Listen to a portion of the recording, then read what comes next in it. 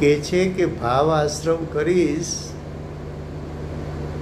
તો ભાવ મરણ થશે, તો મરી જઈશ.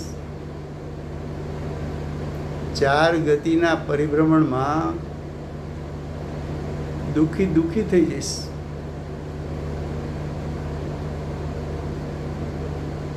देखो अब गाथार्थ. आश्रवों का असुचिपना. आश्रवों कैसे हैं? असुचि यानी अपवित्र. गाथार्थ बोला ना हमने पहले, अब गाथार्थ. हाँ। नहीं, गाथार्थ तो कर ले. हाँ, गाथार्थ पूरा कहाँ हुआ? अच्छा. हाँ, देखो गाथार्थ के शब्द है आश्रवों का असुचिपना. तो पहले आश्रवों का स्वरूप, भाव आश्रव और भाव पुण्य आश्रव और भाव पाप आश्रव, दोनों कैसे हैं? असुचि. असुचि का अर्थ है अपवित्र. ये पवित्र नहीं है, अपवित्र. तो कि सच्चे देवशास्त्र गुरु का भक्ति पूजा करूं तो वो भी भावाश्रव है. तो क्या वो भावाश्रव भी अपवित्र है? अपवित्र क्यों कहा? कि उसका फल तो संसार है, मनुष्य और देव गति है. ये तो गति में परिभ्रमण कराने वाले हैं. और पापाश्रव, तो कि पापाश्रव का फल भी तिर्यंच और नरक गति है, वो भी अपवित्र है. दोनों आश्रव विकल्प है. विकल्प राग है, राग दुखदायक है. ये तो असुचि है, अपवित्र है. जैसा ये शरीर है उसमें जो मड़ मूत्र सड़ेखम सब अपवित्र है. वैसी तरह आत्मा के भावों में उत्पन्न होता हुआ भावाश्रव यानी भाव पुण्याश्रव और भाव पापाश्रव सब अपवित्र. दो का पहले कंपैरिजन करना है. एक तरफ आश्रवों है, दूसरी तरफ भगवान आत्मा है. तो भाव आश्रवों असुचि अपवित्र, उसके सामने भगवान आत्मा तो कि वो सूची है, पवित्र है. आश्रव कैसे हैं? तो कि आश्रव दुख का कारण है. भगवान आत्मा कैसा है? तो कि भगवान आत्मा सुख का कारण है. लेकिन ये भाव आश्रव अपवित्र है, असुचि है. उसका स्वरूप कौन दिखाएगा? तो कि ज्ञान उसके स्वरूप को जानता है. और भगवान आत्मा सूची है, पवित्र है, सुख का कारण है. तो ऐसे भगवान आत्मा का स्वरूप कौन दिखाएगा? तो कि वो उसका स्वरूप भी ज्ञान जानता है. तो ज्ञान भगवान आत्मा का स्वरूप भी जान सकता है, भाव आश्रवों का स्वरूप भी जान सकता है. भगवान आत्मा दोनों का स्वरूप जाने. दो में से किसको गौण करने जैसा है, किसको मुख्य करने जैसा है, किसकी महिमा करने जैसी है, किसकी महिमा करने जैसी नहीं है। किसको मुख्य करना है, किसको गौण करना है।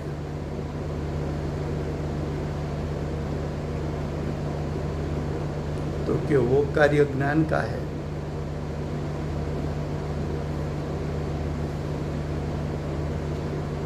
तो गाथार्थ में कहा आश्रव का अशुचिपना और विपरीतपना और वो यानी आश्रवो दुख का कारण है, ऐसा जानकर जीव उससे यानी आश्रवों से निवृत्ति करते हैं। जब मालूम पड़ा कि भावाश्रव तो अपवित्रता है, अशुचि है, तो उससे निवृत्त होना, उसका मतलब उसका त्याग करना, उसको छोड़ना। छूटेगा कैसे? तो कि ज्ञान के माध्यम से आश्रव का स्वरूप उसका विचार कर, और ज्ञान के माध्यम से भगवान आत्मा का स्वरूप का विचार कर। दोनों का स्वरूप यानी दोनों का स्वस्वभाव को जान ले। दोनों का स्वभाव यथार्थपने जानेगा तो आश्रवों गौण होकर और भगवान आत्मा मुख्य होकर ज्ञान उपयोग भाव आश्रव पर से छूटकर भगवान आत्मा को विषय बनाकर भाव आश्रवों को गौण करके ज्ञान उपयोग भगवान आत्मा को मुख्य करके भगवान आत्मा को ग्रहण करेगा, उसी समय भाव आश्रव निवृत्त हो जाएगा। ऐसा करके भगवान आत्मा और भाव आश्रव के बीच में भेदरूप श्रद्धा ज्ञान करा के सम्यक दर्शन सम्यक ज्ञान प्रकट कराना है।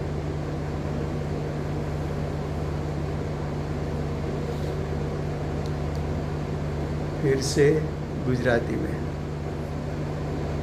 गाथार्थ। આશ્રવોનું અસુચિપણું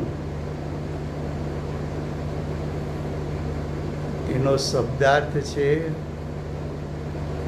આશ્રવો એટલે ભાવાશ્રવ, ભાવ પુણ્યાશ્રવ અને ભાવ પાપાશ્રવ. આ બંને ભાવો જીવની સત્તામાં ઉત્પન્ન થાય છે, પણ એ બંને ભાવો અપવિત્ર છે. જેમ શરીરમાં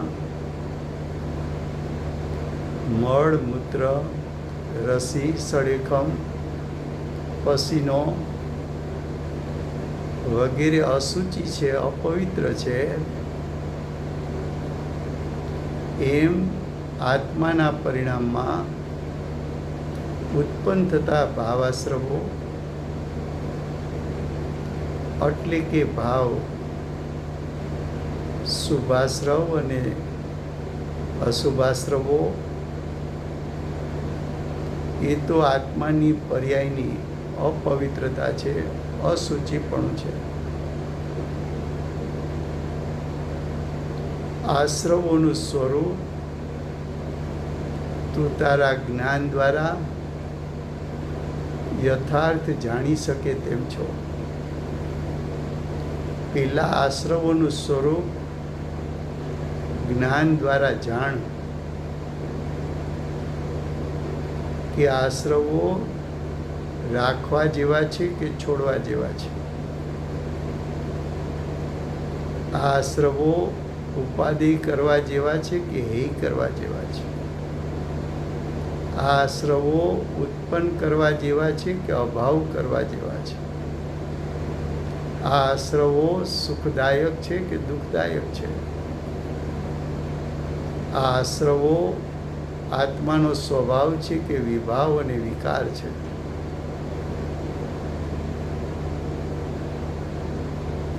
તો આચાર્ય ભગવાન કહે છે કે આશ્રવો તો અશુચિ છે, અપવિત્ર છે.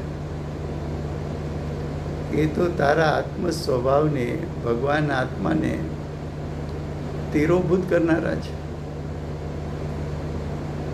અનાદિકાળથી તિરોભૂત કરતા એવા છે. અને ભગવાન આત્માને તિરોભૂત કરી દીધો એટલે તો માત્ર આશ્રવોનું વેદન કરે છે, પણ આશ્રવોમાં છુપાયેલા ત્રિકાળ શુદ્ધાત્માને દ્રષ્ટિ કે જ્ઞાનમાં લઈ શકતો નથી. તો પછી કે છે આશ્રવો અને એનું વિપરીતપણું.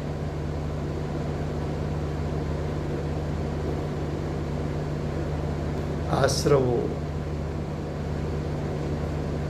મોહ, રાગ, દ્વેષ, દર્શન મોહ અને ચારિત્ર મોહ એ તો વસ્તુના સ્વરૂપને વિપરીત બતાવે છે. અજ્ઞાની તો આત્માનું સ્વરૂપ આશ્રવ સ્વરૂપ માને છે. ખરેખર તો આત્માનું સ્વરૂપ એ તો ભગવાન છે, ત્રિકાળ શુદ્ધ છે, લક્ષ્મીનો ભંડાર છે, ગુણોનો ભંડાર છે, ધર્મોનો ભંડાર છે, શક્તિઓનો ભંડાર છે, મોક્ષનો દાતા છે, સ્વરૂપે પૂર્ણ છે. પછી કે છે આશ્રવ તો દુઃખનું કારણ છે. ચાર ગતિમાં ભમાવશે. દુઃખી દુઃખી અનાદિકાળથી છો અને હજી પણ દુઃખી થઈશ. તો કે આશ્રવોનું આવું સ્વરૂપ જેમ છે તેમ પેલા જાણી લે.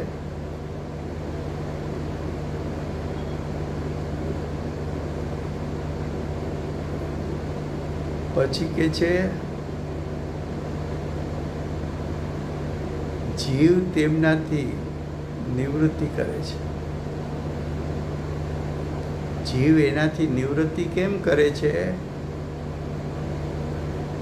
તો કે અપવિત્ર ભાવો છે. એ તો આત્માના સ્વરૂપને વિપરીત બતાવનારા છે. એ તો દુઃખના કારણ છે. એ તો ઝેર છે, ઝેર. ઝેરને જાણીશ નહીં અને ઝેરને પી જઈશ તો મરી જઈશ. આશ્રવને જાણીશ નહીં અને આશ્રવના ઘૂંટના ઘૂંટ પીશ તો પ્રત્યેક સમયે ભાવમરણ થયા કરશે. એ તો ભાવમરણ પ્રત્યેક સમયે કરાવનારા છે. તારી પાસે જ્ઞાન છે. જે જ્ઞાન આશ્રવના સ્વરૂપને પણ જાણી શકે અને ભગવાન આત્માના અસલ સ્વરૂપને પણ જાણી શકે. તો જ્ઞાન દ્વારા બેયનું સ્વરૂપ જાણીને ભગવાન આત્મા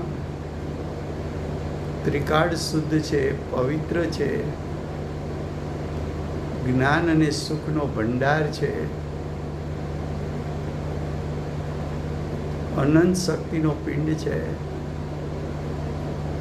જેના આશ્રયે સાદી અનંતકાળ પરિપૂર્ણ જ્ઞાન સુખ એનું વેદન પ્રગટે છે. એવો ભગવાન આત્માને પણ જાણ અને આશ્રવોને પણ જાણ. જાણીને નક્કી કર કે કોનો મહિમા કરું, અને જેના આશ્રયે સુખની ઉત્પત્તિ થાય એનો આશ્રય કરીને, એટલે કે શુદ્ધાત્માનો આશ્રય કરીને, એટલે કે ભગવાન આત્માનો આશ્રય કરીને આશ્રવોથી નિવૃત્ત થઈ જા.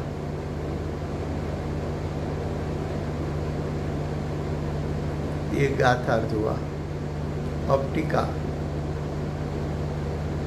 જળમાં શેવાળ છે. જળ છે, જળ એ તો નિર્મળ છે. જળ ઉપર લીલ જામી ગઈ છે, જેને શેવાળ કહેવાય. જેમ જળ ઉપર શેવાળ છે, તેમ ત્રિકાળ શુદ્ધાત્મા ઉપર પુણ્ય આશ્રવો ને પાપ આશ્રવો તરે છે. દ્રષ્ટાંતમાં જળ ઉપર લીલ તરે છે એ તો ક્ષેત્ર અપેક્ષાએ બતાવવું છે, અને ભાવ અપેક્ષાએ પણ એમ કહેવું છે કે પાણીની નિર્મળતામાં લીલ એટલે શેવાળ એટલે મળ, એ મળ પાણીની નિર્મળતામાં પ્રવેશ કર્યો નથી.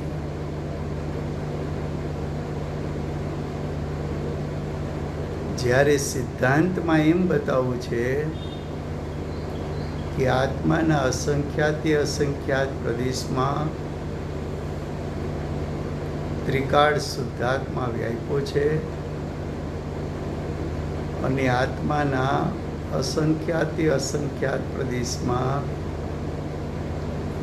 ભાવ આશ્રવો પણ ઉપર ઉપર તરે છે. એટલે કે ભાવ આશ્રવોએ ત્રિકાળ શુદ્ધાત્માનું શીલબદ્ધ સ્વરૂપ છે, એ સ્વરૂપમાં ભાવ આશ્રવો પ્રવેશા નથી. क्या कहा? फिर से हिंदी में. टीका. आचार्य भगवान प्रथम स्थूल दृष्टांत देते हैं. दृष्टांत देने का प्रयोजन भगवान आत्मा और भाव आश्रव दोनों के बीच में भिन्नता बतानी है. भिन्नता बताने के लिए आचार्य भगवान कहते हैं जड़ में, जड़ स्वभाव से निर्मल, त्रिकाल निर्मल. जड़ के ऊपर लील जम जाती है. शेवाड़ को क्या कहते हैं हिंदी में मालूम नहीं है मुझे. तो जो जड़ है जी, काई. अच्छा, तो जड़ पर जो लील वनस्पति ऊपर जम गई,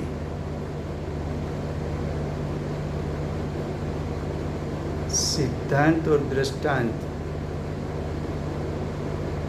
कभी कभी 100% समान नहीं होते. अगर 100% समान हो तो दृष्टांत सिद्धांत बन जाता है. तो दृष्टांत स्थूल लिया है, सिद्धांत में तो सूक्ष्मता बताना है. जड़ उद्गल 5 इंद्रिय का विषय बन सकता है, इसलिए स्थूल है. जड़ स्वभाव से निर्मल, लील उस पर जो जमी हुई है वो तो मड़ है, मल है।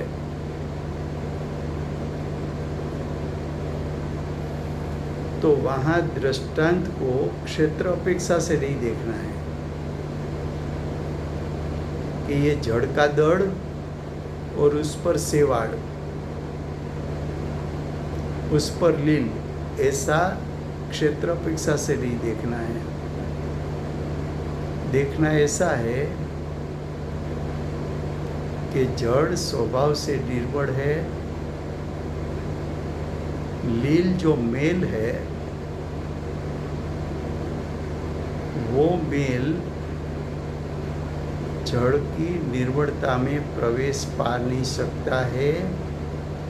इसलिए ऐसा कहने में आता है कि जड़ के ऊपर लील मड़ तिरता है, ऐसा कहने में आता है।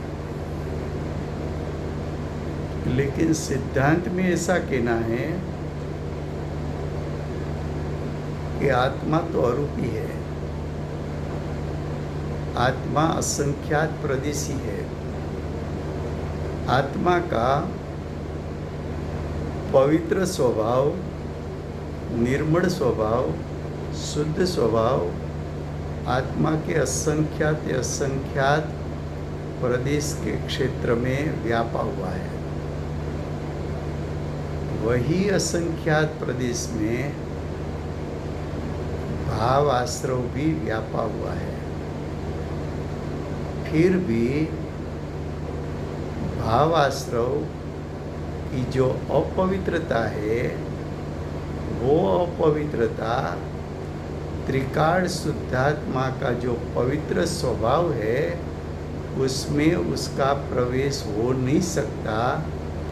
इसलिए ऐसा कहने में आता है कि आत्मा के प्रदेश पर आश्रव तीरते हैं। यहाँ तक रखते हैं, समय हुआ है।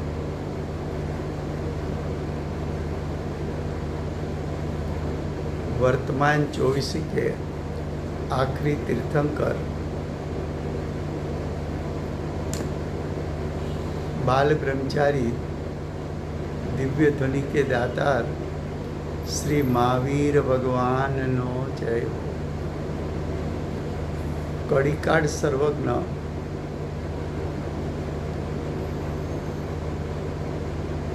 केवल ज्ञानी तळेटी में बैठेला माँ समर्थ आचार्य भगवत कुनकुंद आचार्य देवनो जय हो। वर्तमान गुरु અને ભવિષ્યના તીર્થંકર, તીર્થના નાયક, તીર્થના સ્થાપક, તીર્થના પ્રવર્તક પરમ કૃપાળુ શ્રી સદગુરુ દેવનો જય હો। પૂજ્ય ગુરુદેવના નવભવનો મહિમા બતાવનાર સ્વાનુભવયુક્ત જાતિસ્મરણ જ્ઞાનયુક્ત પ્રસમ મૂર્તિ ભગવતી માતનો જય હો।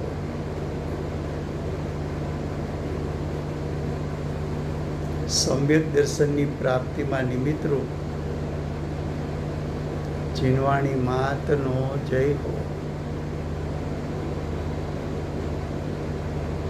પૂજ્ય ગુરુદેવ અને માતાજીની સાધના ભૂમિ સુવર્ણપુરી ધામનો જય હો। સુવર્ણપુરી ધામમાં વિરાજતા સર્વે દેવ શાસ્ત્ર ગુરુ ભગવંતનો જય હો।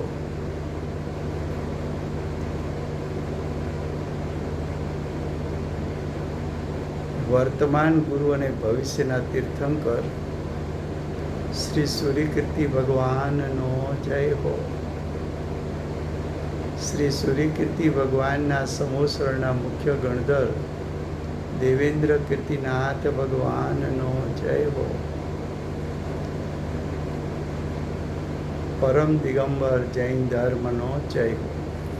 कल मैं नहीं हूँ तो कल 4 से 5 और रात का कर्मतंत्र दोनों स्वाध्याय नहीं रहेगा। ट्यूसडे को रहेगा हाँ, ट्यूसडे रहेगा। इंदौर रखेगा। हाँ जी।